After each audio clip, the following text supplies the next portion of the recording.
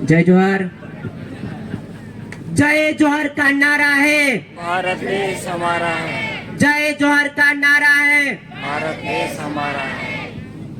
આજે આપણે સૌ ધંધાસણ મુકામે આદિવાસી પરિવારની ચિંતન શિબિરમાં ઉપસ્થિત થયા છીએ ત્યારે અહીંયા ઉપસ્થિત દક્ષિણ ગુજરાતમાંથી આવેલા આપણા પારકી દાદા તથા મોટી સંખ્યામાં યુવાનો પણ ઉપસ્થિત થઈ ગયા છે, વડીલો પણ ઉપસ્થિત થઈ ગયા છે, માતાઓ બહેનો પણ ખાસ ઉપસ્થિત થઈ ગયા છે।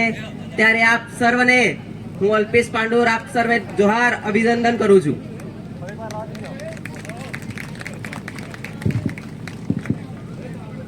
જો કે વક્તાઓ ઘણા આવશે, ઘણા વક્તાઓ વાતચીત કરી પણ દીધી છે, પણ હું યુવાન છું માટે યુવાનોની વાત કરવા માટે આજે તમારી સમક્ષ ઉપસ્થિત છું।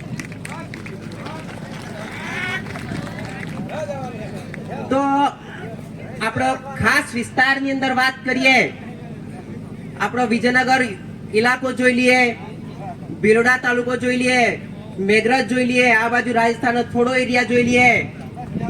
અત્યારના સમયમાં આપણા યુવાનો થોડા શિક્ષણથી અવંચિત થઈ રહ્યા છે, પરંતુ આપણા યુવાનો થોડા શિક્ષણથી અવંચિત થઈ રહ્યા છે ત્યારે હું આપણા યુવાનોને કહેવા માંગુ છું, આપણા સંવિધાનના અધિકારો જાણો યુવાનો। અનુસૂચિ 5 શું છે, અનુસૂચિ 6 શું છે, 13(3) ક શું છે। આપણા સમીરભાઈ આવ્યો તો આર્ટિકલની પણ વાત કરતા, એટલા માટે યુવાનો કહું છું કે આપણે ભણો, શિક્ષણ તરફ ભણો। આપણા સંવિધાનિક અધિકારો છે એ અધિકારોને જાણો। રાજકીય પક્ષોની અંદર, શિક્ષણની અંદર આપણું રિઝર્વેશન કેટલું મળે છે એ રિઝર્વેશનની પણ તમે ડિસ્કસ કરો, વાતચીત કરો, જાણો, ત્યારે આપણો સમાજ, આપણું અસ્તિત્વ બચી શકવાનું છે।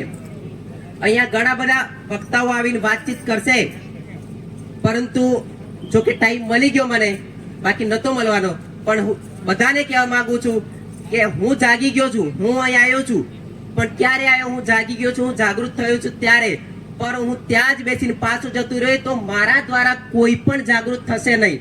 પણ આયોજકોએ જો કે આભાર માનું છું, 5 મિનિટ મને બોલવાનો મોકો મળ્યો, 5 મિનિટ મને બોલવાનો મોકો માટે મારા દ્વારા હજારો યુવાનોનો હવે જાગૃતિ તરફ વળશે।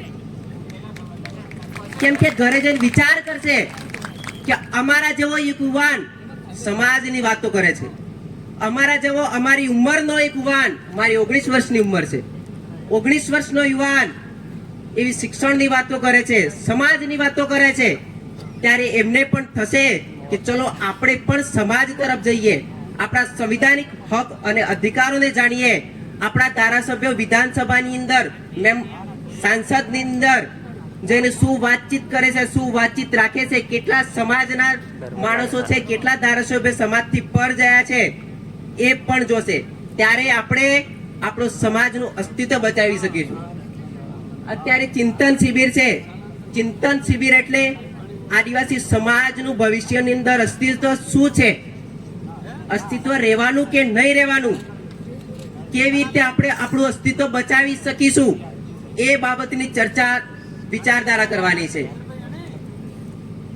અમારા ગુરુ સમાન એવા કહી શકીએ એવા સમીરદાદા પણ ઉપસ્થિત છે, જેઓ ગ્રામ સભાને લગતી બહુ ખાસ વાતચીત કરે છે અને મારા ગુરુ તરીકે જ માનું છું। જો કે અને ખાસ કહું છું કેમ કે જે સમાજની વાતો કરે છે,